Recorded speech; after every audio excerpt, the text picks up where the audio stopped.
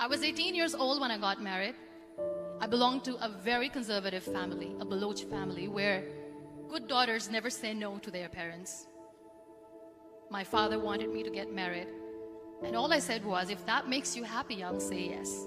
And of course, it was never a happy marriage.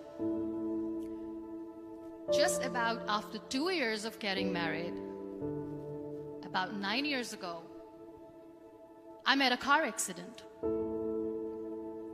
Somehow my husband fell asleep and the car fell in the ditch. He managed to jump out, saved himself. I'm happy for him. But I stayed inside the car and I sustained a lot of injuries. The list is a bit long. Radius ulna of my right arm were fractured. The wrist was fractured. Shoulder bone and collarbone were fractured.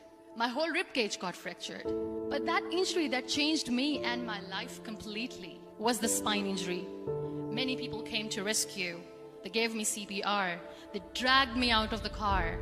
And while they were dragging me out, I got the complete transection of my spinal cord. Those 2.5 months in the hospital were dreadful. I was at the verge of despair. One day, doctor came to me and he said, well, I heard that you wanted to be an artist, but you ended up being a housewife. I have a bad news for you. You won't be able to paint again. Next day, doctor came to me and said, your spine injury is so bad, you won't be able to walk again. I took a deep breath and I said, it's all right. Next day, doctor came to me and said, because of your spine injury and the fixation that you have in your back, you won't be able to give birth to a child again. That day, I was devastated. I started to question my existence. Why am I even alive? So what kept me going was, one day I asked my brothers, I know I have a deformed hand, but I'm tired of looking at these white walls in the hospital and wearing these white scrubs. Bring me some colors, bring me some small canvas. I want to paint. So the very first painting I made was on my deathbed, where I painted for the very first time. What an amazing therapy it was. Without uttering a single word, I could paint my heart out. I could share my story.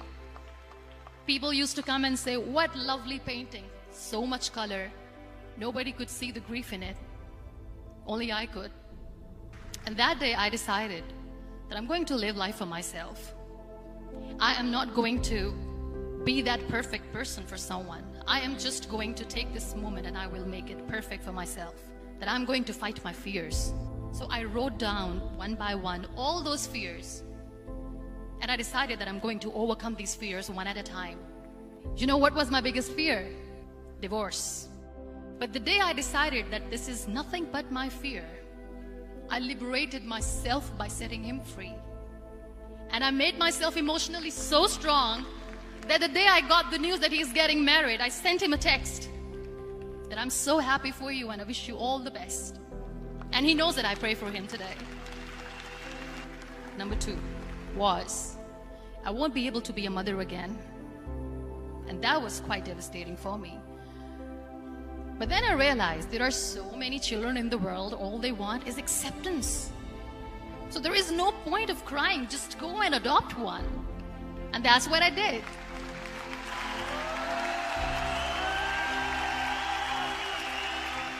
I gave my name in different organizations, different orphanages, and I waited patiently. 2 years later, I got this call from a very small city in Pakistan. I got a call and they said, are you Muniba Mazari? There is a baby boy and would you like to adopt? I could literally feel the labor pain. I said, yes, I am going to adopt him. I am coming to take him home. And that day, I was 2 days old, and today he's 6.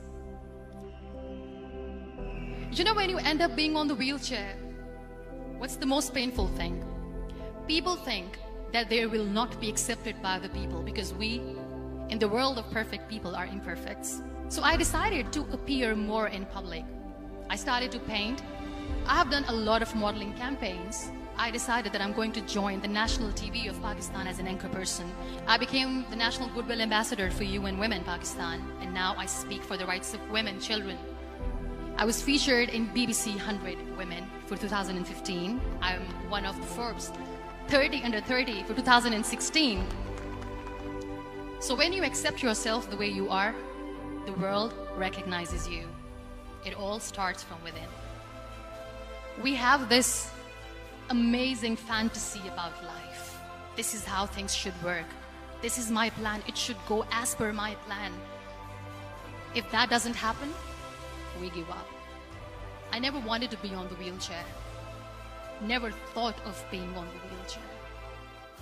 This life is a test and a trial, and tests are never supposed to be easy. So when you are expecting ease from life, and life gives you lemons, then you make the lemonade, and then do not blame life for that. It is okay to be scared. It is okay to cry. Everything is okay, but giving up should not be an option.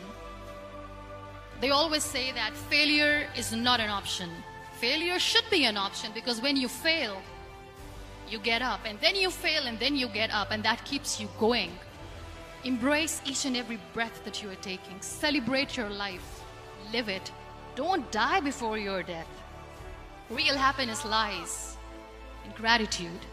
So be grateful, be alive, and live every moment.